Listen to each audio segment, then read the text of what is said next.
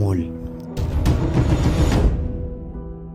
अमूल एक ऐसा ब्रांड है जिससे हमारे सुबह की शुरुआत से लेकर बच्चों का फेवरेट बटर और हर घर का हिस्सा बन चुका है। लेकिन अमूल सिर्फ एक अच्छे स्वाद का नाम नहीं है, ये 36 लाख से ज़्यादा किसानों का जीवन चलाता है, जो उनकी मेहनत का असली हक उन्हें दिलाता है। इस ब्रांड को शुरू करने की नौबत इसलिए आई थी कि किसान पॉल्सन जैसी कंपनियों के एक्सप्लॉइटर से इतने ज़्यादा परेशान थे कि अपनी जान देने को तैयार थे। कुछ मजदूरों ने तो आत्महत्या भी कर ली थी। फिर किस तरह से गुजरात के आनंद गांव से ये रेवोल्यूशन शुरू हुआ, जिसे न सिर्फ किसानों की किस्मत बदली बल्कि पूरे भारत को एक नई पहचान दिलाई। आज का केस स्टडी इसी स्टोरी को दर्शाता है। हाँ, अगर आपने अमूल गोल्ड की स्टोरी नहीं सुनी है तो आप वीडियो के अंत तक बने रहें।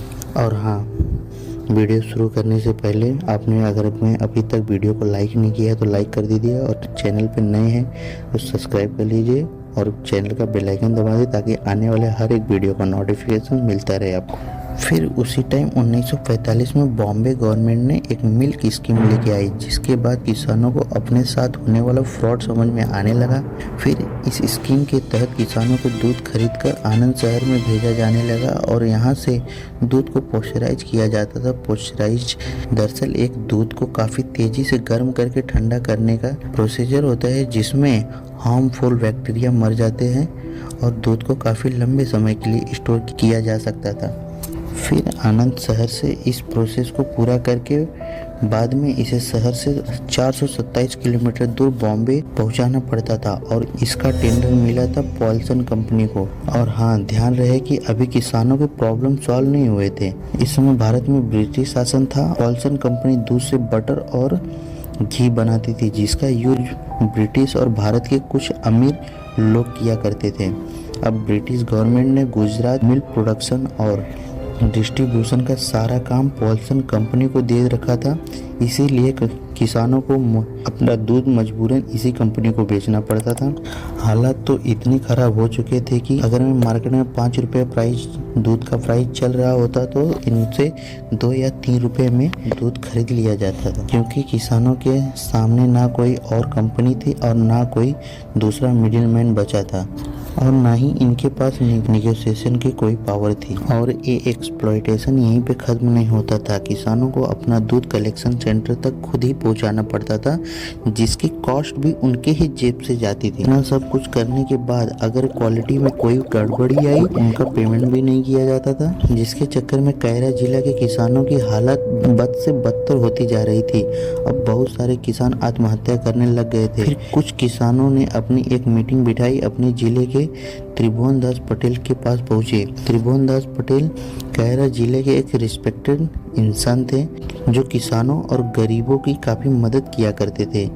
जब किसानों ने अपनी प्रॉब्लम को उनके सामने रखी तो त्रिभुवन दास पटेल उनको अपने साथ लेकर कांग्रेस के एक बड़े लीडर सरदार वल्लभ भाई पटेल के पास पहुंचे। सरदार वल्लभ भाई पटेल को किसानों का मसीहा माना जाता था। भले ही उनके पास कोई सरकारी पद नहीं था, लेकिन उनकी बात पूरे देश में सुनी जाती थी। सरदार वल्लभ भाई पटेल ने किसानों को समझाया कि आपको एकजुट होना पड़ेगा और अपनी एक कोऑपरेटिव कमेटी बनानी पड़ेगी, और जिसमें होगा यह कि किसान अपना खुद का डेयरी बनाएगा और खुद ही दूध कलेक्शन और डिस्ट्रीब्यूशन करेगा, और इसमें कोई मिडिलमैन और कोई कंपनी नहीं होगी, जिससे होने वाला सारा प्रॉफिट किसानों में बांटा जा सके। सरदार पटेल ने उन्हें भी समझाया कि अगर वो सब मिलकर काम करेंगे तो पॉल्सन कंपनी को बाईपास करके बॉम्बे मिल्क स्कीम को डायरेक्ट दूध भेज सकते हैं। फिर इस मिशन को पूरा करने के लिए उन्होंने कांग्रेस के बड़े नेता स्वतंत्रता सेनानी मोरारजी देसाई से मिले। फिर उन्हें खेड़ा जिले में भेजा। ये वही मोरारजी देसाई है जो बाद में जाकर अपने देश के प्रधानमंत्री भी बने थे। और सरदार पटेल ने मोरारजी देसाई को जरूरत पड़ने पर स्ट्राइक वगैरह का भी फ्रीडम दे रखा था। कायरा डिस्ट्रिक्ट, जिसे खेड़ा डिस्ट्रिक्ट के भी नाम से जाना जाता था, वहां आने के बाद मोरारजी देसाई ने 4 जनवरी 1946 को वहां के किसानों के साथ एक मीटिंग रखा। उस मीटिंग में तय हुआ कि जिले के हर एक गांव में किसानों के कोऑपरेटिव कमेटी बनाई जाएगी और किसान उसी को अपना दूध देंगे।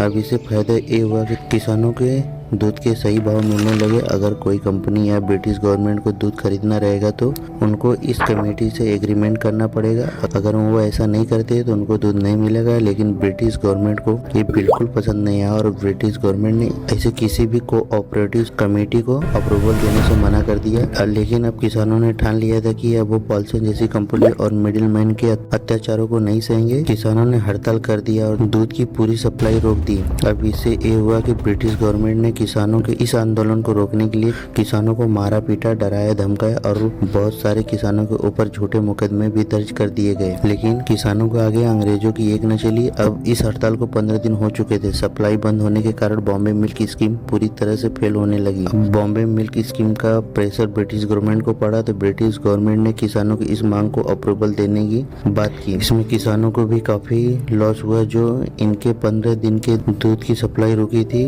वो दूध की वजह से। फिर उसके बाद 1946 को Kaira district cooperative milk produce union की शुरुआत हुई। 6 महीने बाद 19 दिसंबर 1946 को इसे फॉर्मली रजिस्टर किया गया। 1948 तक इस कोऑपरेटिव सोसाइटी ने बॉम्बे मिल्क स्कीम के दूध को पोस्चराइज करना भी चालू कर दिया था। त्रिभुवनदास पटेल ने अनशन किया कि इसका फायदा हर एक किसान तक पहुंचना चाहिए और इसमें जाति धर्म बिल्कुल ना देखी जाए। कौन कौन सी जाति का, कौन कौन सा धर्म का, इस विजन को सही तरीके से इम्प्लीमेंट करने के लिए त्रिभुवनदास पटेल ने 3 स्ट्रक्चर डिजाइन को लॉन्च किया। पहले गांव में कोऑपरेटिव सोसाइटी बनाई गई जहां दूध को इकट्ठा किया जाता था और उसकी क्वालिटी को चेक किया जाता था। बाद में दूध को पॉस्चराइज किया जाता था और उसके बाद लीक प्रूफ पैकेजिंग में पैक करके आगे भेज दिया जाता था।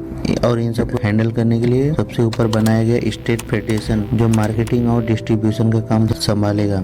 1938 के अंत तक लगभग 3200 किसान इस कोऑपरेटिव सोसाइटी का हिस्सा बन चुके थे, जिससे हर रोज लगभग 500 लीटर दूध का सप्लाई हो रहा था। और समय के साथ साथ किसान जिसमें बढ़ते गए, बहुत सारे किसान और जुड़ते गए इसमें, जिससे दूध में काफी बढ़ोतरी आई। और हुआ यह कि बॉम्बे मिल्क स्कीम अब इस दूध को ऑब्जर्व नहीं कर पा रही थी क्योंकि डिमांड से ज्यादा सप्लाई बढ़ गई थी। और ये प्रॉब्लम सर्दियों में ज्यादा फेस करना पड़ रहा था क्योंकि गर्मियों के मुकाबले सर्दियों में गाय और भैंस ज्यादा दूध दिया करते थे। दूध की खपत न होने के कारण बॉम्बे मिल्क स्कीम अपनी जरूरत के हिसाब से दूध लेती थी, जिससे किसानों को अपना दूध किधर न किधर किसी भी भाव में बेचना पड़ रहा था। अब ये हुआ कि इतने सारे दूध का क्या किया जाए, तभी प्रॉब्लम का सॉल्यूशन लेके आए डॉक्टर वर्गीस कुरियन।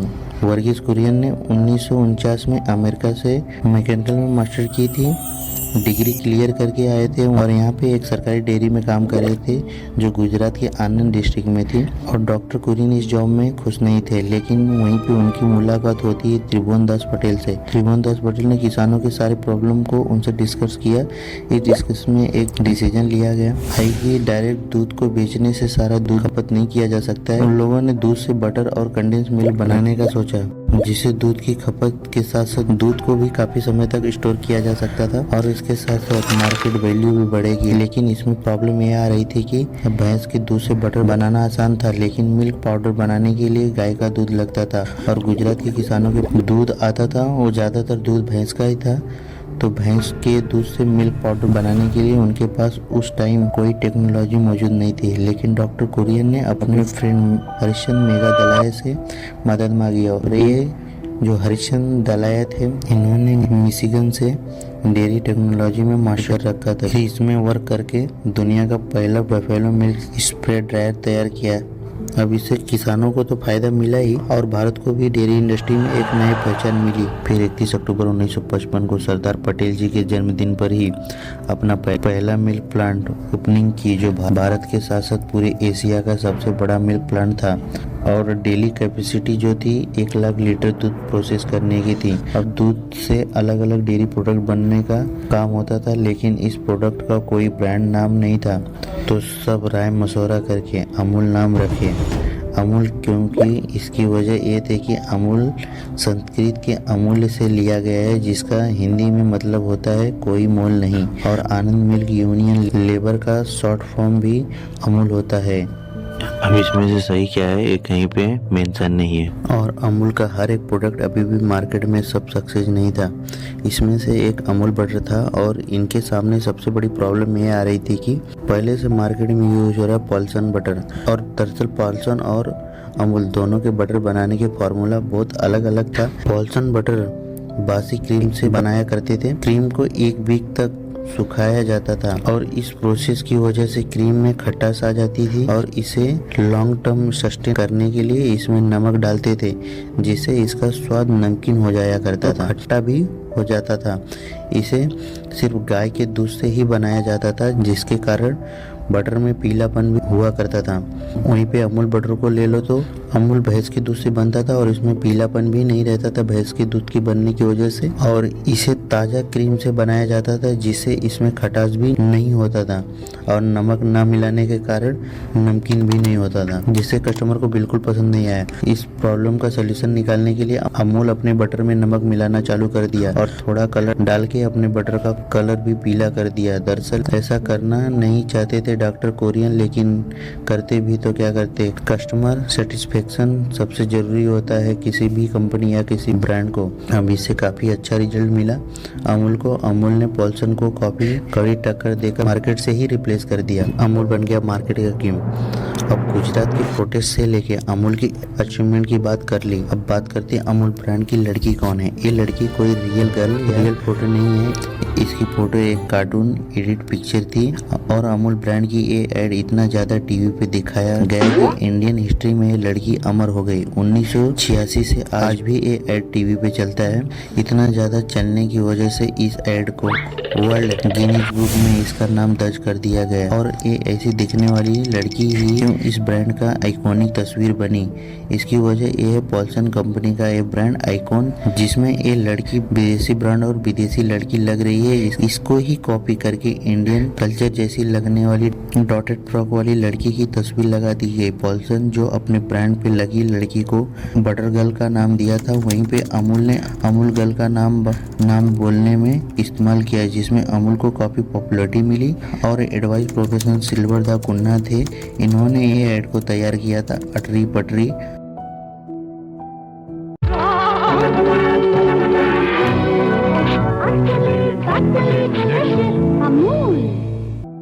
और अमूल गर्ल इमेज लोगों के दिमाग पे छपने के लिए हर रोज की घटना और मुद्दे पर अमूल गर्ल की फोटो लगाकर न्यूज़पेपर में छपवा दिया करते थे। जैसे इससे अमूल अपने गांव के कस्टमर से लेके शहरों के कस्टमर तक सबके दिमाग पे एक अच्छा छाप छोड़ पाया और इससे अमूल का पोर्टफोलियो में काफी इजाफा हुआ। 1980 में अमूल ने अपने और सारे भी प्रोडक्ट लॉन्च करना चालू कर दिया, जैसे चीज, आइसक्रीम।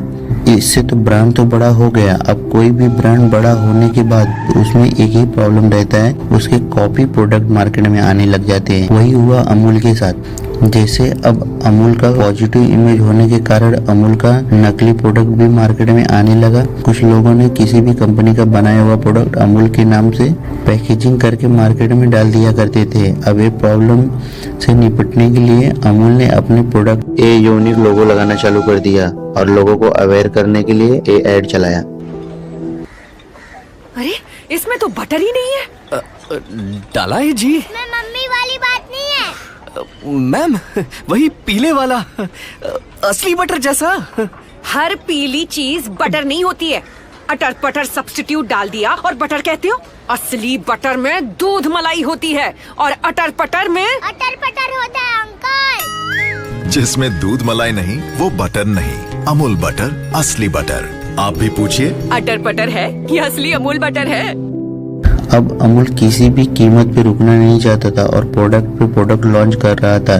जैसे 1990 में अमूल ने फ्लेवर मिल्क लॉन्च किए। अब साल शुरू हुआ 2000 का, इसमें अमूल ने अमूल कूल मस्ती बटर मिल्क लॉन्च किया और हेल्थ प्रोटीन को ध्यान में रखते हुए अमूल ने अमूल प्रो को लॉन्च किया। और 2010 में अमूल ने एक और प्रोडक्ट लॉन्च किया जिसका नाम था ready to eat. Dairy beats dessert को भी शामिल कर लिया अपने पोर्टफोलियो में, जैसे रसगुल्ला, रबड़ी और गुलाब जामुन। अब शहर तो शहर गांव के लोग भी अमूल के इन सब प्रोडक्ट को यूज करना चालू कर दिए थे। और 2011 में अमूल ने $2 बिलियन का माइलस्टोन क्रॉस कर दिया। और इसके 10 साल बाद जब कोरोना आया था तब सब कंपनियों के शेयर धड़ाधड़ नीचे गिर रहे थे, लेकिन खुले प्रोडक्ट यूज करना बंद कर देने की वजह से वो ज्यादा से ज्यादा पैक प्रोडक्ट यूज करने की तरफ बढ़ रहे थे। इसकी वजह से अमूल के पोर्टफोलियो में काफी इजाफा हुआ था, जिससे अमूल के पैकेजिंग वाले प्रोडक्ट काफी तेजी से बिक रहे थे, जैसे दूध, बटर, ब्रेड, और ये सब बाकी प्रोडक्ट। और कोरोना काल में अमूल ने अपनी कंपनी को लॉस होने से तो बचाया है, उन लोगों ने 700 करोड़ से ज्यादा के प्रॉफिट से अमूल को ऊपर लेके गए। और आज के टाइम अमूल के पास 18,700 सोसाइटी है जो अमूल के लिए दूध कलेक्शन और डिस्ट्रीब्यूशन का काम संभालती है, और 5,000 टैंकर से जो दूध को चिलिंग स्टेशन तक पहुंचाते हैं। इसके अलावा अमूल के पास 10,000 डिस्ट्रीब्यूटर है जो अपने रिटेलर के पास अलग अलग जगह पे माल पहुंचाते हैं। और अमूल भारत तक ही सीमित नहीं है, एक 50 से अधिक देशों में अपना माल एक्सपोर्ट करता है। और अभी की बात करें तो अमूल का 3.3 बिलियन मार्केट वैल्यू है, जिससे पता चलता है अमूल काफी अच्छी तरह से मार्केट में सस्टेन कर पा रहे हैं।